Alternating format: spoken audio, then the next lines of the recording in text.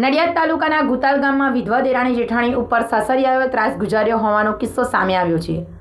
માથાભારે સાસરિયાઓએ મિલકતમાં ભાગ તેમજ ભરણપોષણ નહીં આપી આ વિધવા દેરાણી જેઠાણી સાથે ઝઘડો કરી બંનેને ઘરમાંથી કાઢી મૂક્યા છે। ન્યાય માટે આ દેરાણી જેઠાણીએ પોલીસના દ્વાર ખખડાવ્યા હતા, પરંતુ આ કિસ્સામાં પોલીસ દ્વારા કોઈ કાર્યવાહી કરવામાં આવી ન હોવાથી આખરે દેરાણી જેઠાણીએ ખેડા જિલ્લા પોલીસ અધિક્ષકને આવેદનપત્ર આપ્યું છે। જિલ્લા બ્યુરો રિપોર્ટર સદરુ બેલીમ દ્વારા। जी आपનું નામ શું છે અને આજે એસપી કચેરી ખાતે આપ રજૂઆત કરવા આવ્યા છો? શેની રજૂઆત છે અને શું છે સમસ્યા?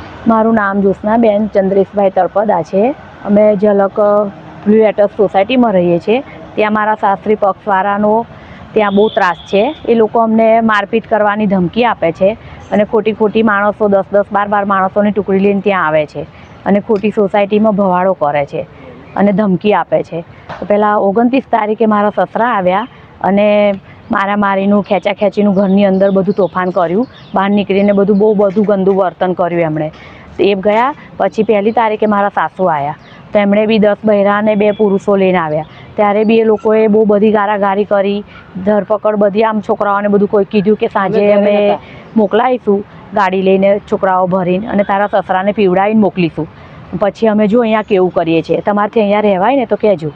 અમે ઘરે નહોતા, અમે ઘરે તે દિવસ દેરાણી જેઠાણી હતા નહીં, અમે બહાર હતા અને એ લોકો આવી ધમકી મારી નાખવાની આપી અને નીકળી ગયા। શું નામ છે જે ધમકી આપે છે, તેમના નામ શું છે? ઉમેદભાઈ બાવાભાઈ છે મારા સસરાનું નામ, મારા સાસુનું નામ છે રતનબેન ઉમેદભાઈ। પછી મારા એક નાના દિયર છે રશ્મિકાંત ઉર્ફે ઠીંગુ।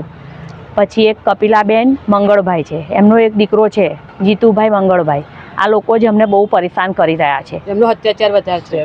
શેને લઈને આ લોકો આ રીતે ધમકી આપે છે, તમને મારપીટ કરે છે?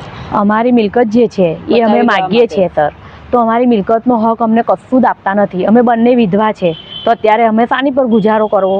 એટલે અત્યારે અમારી મિલકત અમે માગીએ છીએ અને તે અમને આપી નથી અને મારા દિયરને અમારી તમામ મિલકત હડપી લેવી છે।